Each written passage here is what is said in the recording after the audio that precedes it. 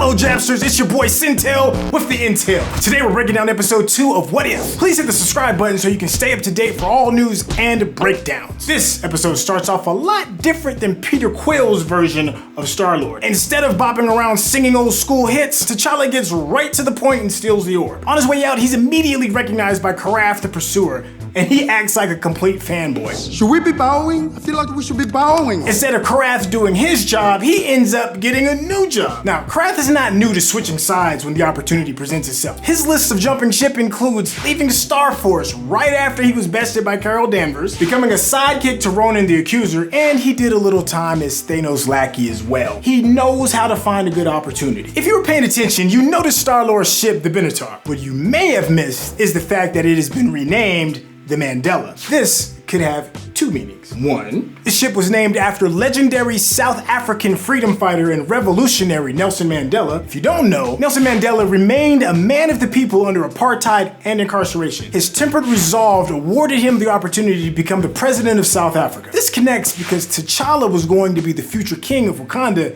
if he wasn't kidnapped. Could this be foreshadowing in the event T'Challa ever returns home? Number 2, Mandela could be in reference to a phenomenon in which a person or group of people have false or distorted memories. Now this sounds like an interesting way of viewing the What If universe. This effect is also called the Mandela Effect. Some people believe the Mandela Effect is proof of alternate realities, while others blame it on the fallibility of human memory. I don't know if you caught it, but while the ship is taking off, you see an image of the Watcher in the sky. TChallas Abduction happened at the exact same time as Peter Quill's abduction. T'Challa was taken in the year 1988. This is 4 years before King T'Chaka kills his brother in Jaby and forces Eric Killmonger down the wrong path. This interruption could quite possibly use Killmonger's talents in a completely different way now that the timeline has changed. There are hints to another What If episode showing Killmonger hanging out with Tony Stark. Is T'Challa's disappearance a result of this encounter? I don't know. We'll find out soon. Kraglin and Taserface, Yondu's crewmates in charge of completely messing up Star-Lord's kidnapping, claimed they were confused about the details. As far as they were concerned, all humans look alike. Now this is funny to me because many people often say the same thing about people in their own species. Who knew such a faux pas would alter the timeline in such a dramatic way? No, we don't all look alike. The timeline for finding the orb has a difference of 6 years. In Guardians of the Galaxy, we see Peter bopping around Morag 26 years after his abduction. In the What If universe, T'Challa is walking with his crew with the orb already in hand only 20 years after his abduction. This could be for a number of reasons. Thanos, Mr. Snap and Pop, is now on Team T'Challa and is no longer looking for the Infinity Stones. T'Challa's new crew, which now excludes Drax, Groot, Gamora, and Rocket, may have been more organized with better leadership, hence finding the orb a lot sooner. Sometimes it's all about who's your leader. T'Challa does get a chance to meet Drax the bartender instead of Drax the Destroyer. He seems to be the same old Drax, maybe a little bit happier. Things are a lot different when your wife and kids are still alive. If there were an intergalactic shampoo commercial being filmed,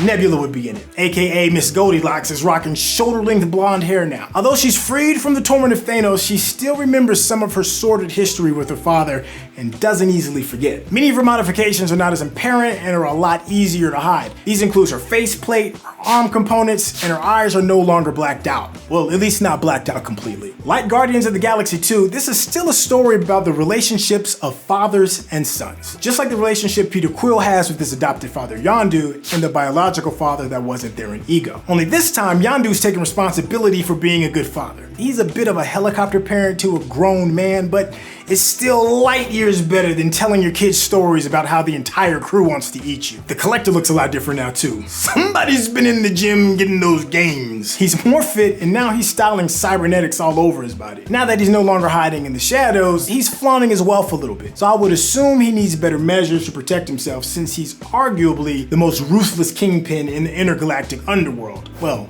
of course, now that Thanos is gone. With more power comes more collectible artifacts. There's a whole lot more in comparison. His collection includes what appears to be a scroll. Maybe the scroll shenanigans have been resolved and now they're considered an endangered species. Well, whatever it is, it's something worthy to be collected. Let me know in the comments if you think that's a scroll. T'Challa's father, T'Chaka, is alive and well. And in the original timeline, T'Chaka is killed in a terrorist attack during the Sokovia Accords in 2016. If T'Challa is abducted in 1988, and this What If timeline takes place 20 years after that abduction, then T'Chaka somehow survived the terrorist attacks because the current timeline is now 2018. Nebula's explanation about her debt to the Collector hints ever so subtly at the possibility that it has something to do with her cybernetics. You see, I have this debt with the Collector and, well, he's come to collect. We rarely see any of her implants in this new timeline. The large implant over her eye is mostly covered by her hair. When she references her debt to the Collector, she lifts her hair just a little bit to show her implant. I'm sure when Thanos changed his ways,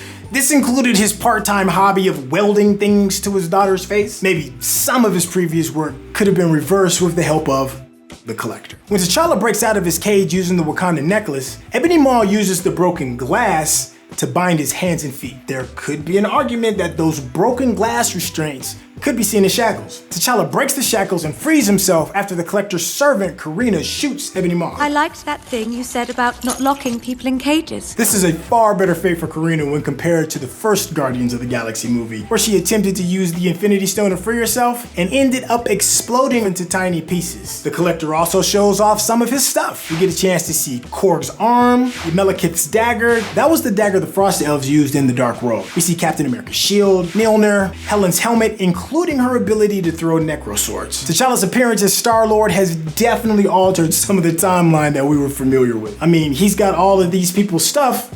What happened to the people? The Mad Titan Thanos shows he's still formidable without the gauntlet. As the heist finishes, Thanos stands back just a little bit to fight off some of the goons while the rest of the Ravengers escape. And boy, does he give them that work. See, when you have hands, who needs a glove? We saw this pugilism earlier when he made a shining example out of the Hulk. You might have also picked up when he turns to fight his enemies. Crazy? You'll never take them yourself.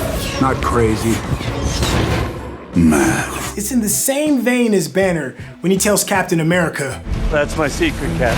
I'm always angry." We get to see Wakanda again, and there's dear old Dad T'Chaka. I was hoping to see if Shuri would be wearing the Black Panther suit necklace, but she doesn't. So even in this alternate timeline, she's still not the Black Panther.